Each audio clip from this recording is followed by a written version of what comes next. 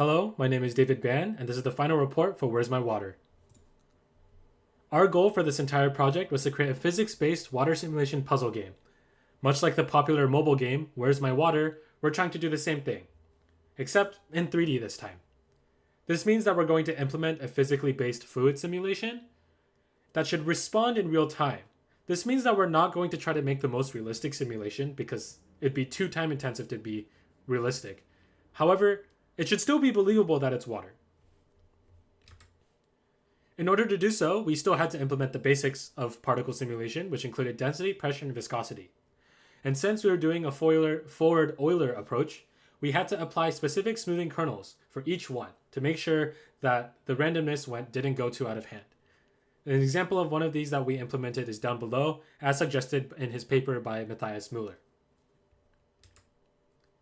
Furthermore, since we wanted this to be an interactable world, we allowed for cubic and spherical object interaction. Spheres were relatively easy because there's no rotation and it's just one constant distance away from a point, but we spent over a week on cubes and rectangular prisms. This is because we had to record the data for each face, which included the planes and the coordinates of each face, but because we also wanted to do rotation as well, this also meant changing the basis of the axes for the cube and converting between the two. In order to make our liquid shader, we implemented a combination of both ray marching and smooth min. Ray marching allowed for a more efficient rendering of our scene, since it requires less computational power to determine a collision. Smooth min allowed for a fast computing realistic water look, as you can see in the bottom right. It basically allows us to merge two objects together while making it look very smooth. And this works because since we're trying to make water, which is very smooth, smooth min just worked out well for us. And now I'll leave it to Haley for level design and mechanics. Thanks, David. So for level design, we ended up keeping the first two levels to introduce the player to the main mechanic, which is opening and closing gates.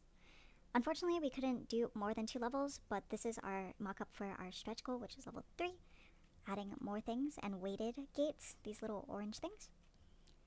The models mainly stayed the same over time, but we did have to go through a bunch of renditions to make sure the gates opened correctly and to make sure it faces and intersect each other. For level 1, here's an in-depth look at it. In the bottom right-hand corner, you can see the red outlines of the obstacle bounding boxes. We had to do calculations to set them in the middle. And for level 2, we did the same thing. The hard part about this was to actually deactivate and reactivate faces when you open and close the gates of these bounding boxes.